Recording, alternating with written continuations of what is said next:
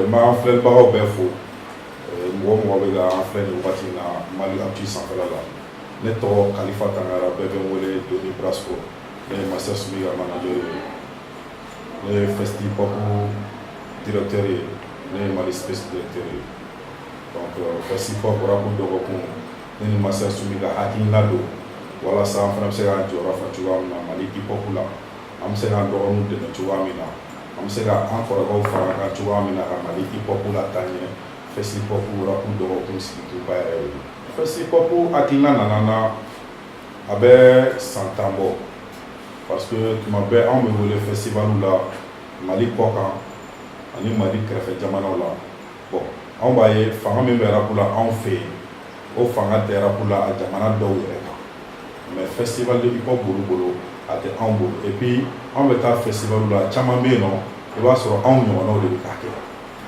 Donc on s'est dit il faut que anw fana ka festival hip hop kɛ anw fɛ yen nɔ parce que bi bɛɛ b'a dɔn k'a fɔ ko rap fanga min b'a la Mali la bɛɛ b'a dɔn k'a fɔ ko bɛɛ sensibilisation hali élection na an b'a ye candidat bɛɛ bɛ boli rappeur de kɔ pour que ka se ka mɔgɔw la mobiliser pour que ka se ka message passer. Bon an y'a ye rap bɛ ka taa cogoya min na bon rappeur bɛ ka taa cogoya la bɛɛ bɛ ka taa n'i ka cogoya ye. Bon on s'est dit kɔnɔkuru jɛlen de bɛ bi fɔ n'an y'a fara ɲɔgɔn kan ka hakilinaw fara ɲɔgɔn kan a ka ca Ala fɛ rap kɔnɔna yɛrɛ ne bɛ min dɔn ne bɛ se k'o fɔ dɔ ɲɛna ka dɔ fara o ka dɔnta kan o fana bɛ min dɔn o bɛ se k'o fɔ ne ɲɛna n k'o fara n ka dɔnta kan donc n'an ka dɔntaw falen ɲɔgɔn na a ka ca Ala fɛ rap yɛrɛ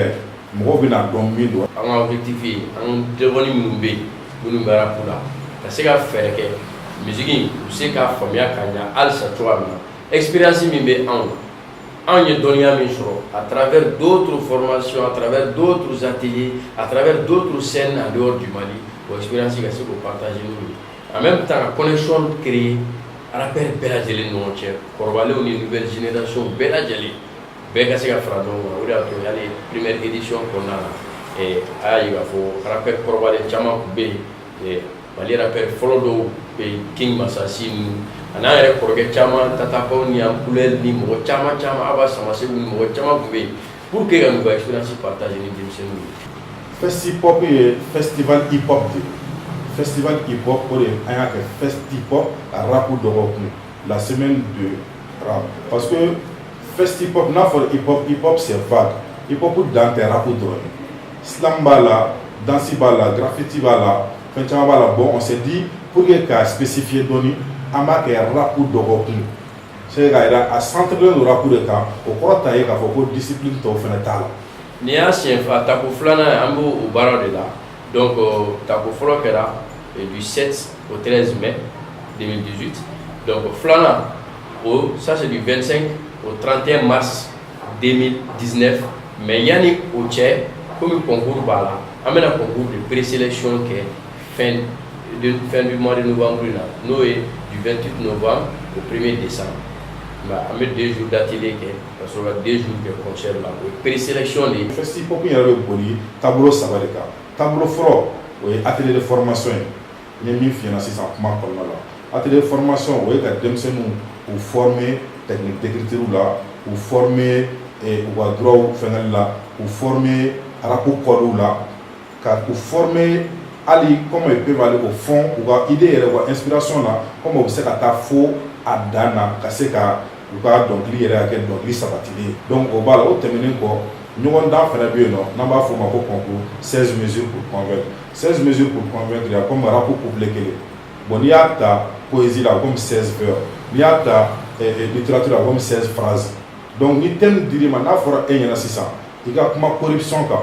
donc en 16 phrases i kan ka se ka i ka corruption k'a fɔ jury ye i bɛna kuma kan cogo jury kan k'a dɔn k'a fɔ ni e bɛ sujet maîtriser n'i t'a maîtriser n'i bɛ ka kuma min fɔ n'a kuma tacogo ka ɲi n'a ma ɲi jury ka kan ka se k'u situer en 16 phrases donc là ti temps ba yɛrɛ ta et puis i bɛ na instrument bɛ d'i ma i ma deli k'a mɛn n'i k'i rappeur ye l'instrument mana d'i ma dɔrɔn l'improvise i kan ka se ka yɛlɛ a kan donc i yɛlɛlen de concours kɛyɔrɔ la i bɛ instrument donc an b'a lajɛ i bɛ yɛlɛ a kan cogo di bon n'i yɛlɛla a kan mesure yɛrɛ i tɛ se ka rap kɛ n'i tɛ code n'i tɛ mesure ni fɛn dɔn mesure yɛrɛ e bɛ mesure jate cogo di.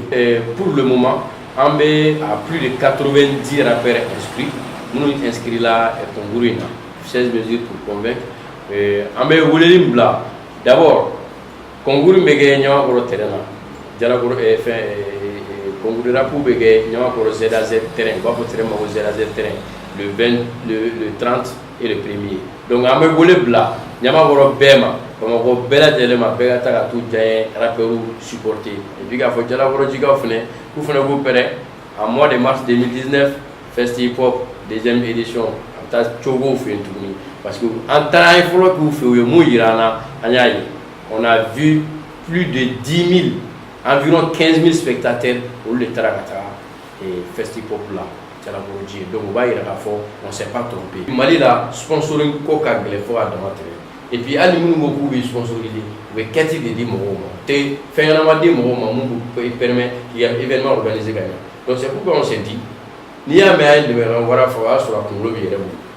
an y'a fɔ de mɔgɔ y'an dɛmɛ o mɔgɔ m'an dɛmɛ o an b'a kɛ mais mɔgɔw nana dɛmɛ ni moyen dɔw ye an bɛ o foliw kɛ i n'a fɔ ministère de la culture olu ye palais de la culture bila an ka disposition na u y'an dɛmɛ ni hakilina caman ye cogoya min na fɛn bɛ se ka ɲɛ cogoya min na ministère de la culture b'o la ministère de la jeunesse b'o la le ministère de la jeunesse et de la construction citoyenne kana se procédure ma kana se an yɛrɛ ka télévision soba ORTM ani mɔgɔ caman wɛrɛ olu bɛ an dɛmɛ artiste b'o la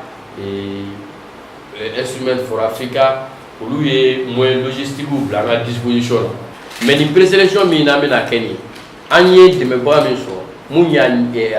laɲini k'an dɛmɛ pour qu'an ka se ka fɛn organiser o ye ambassade du Canada ye an b'olu fo kosɛbɛ mais an kɔni an bɛ continuer ka appel lancer opérateurs économiques ou entrepreneurs mɔgɔ bɛ yen vraiment festival a dayɛlɛn don bɛɛ lajɛlen ye k'a fɔ mɔgɔw ye n'u bɛ fɛ k'an lasɔrɔ o man gɛlɛn o festival directeur ka numéro n b'a fɔ mɔgɔw ye n'o ye Doni Brasco ka numéro ye o ye 76 33 85 05 76 33 85 05 n'i ye Doni wele diɲɛ ROR i kɛra structure sugu ye i kɛra média de ye o i kɛra opérateur économique de ye o i bɛ entreprise dɔ de b'i bolo produit dɔ de b'i bolo i bɛ fɛ ka promotion kɛ à travers ce festival o problème t'a la.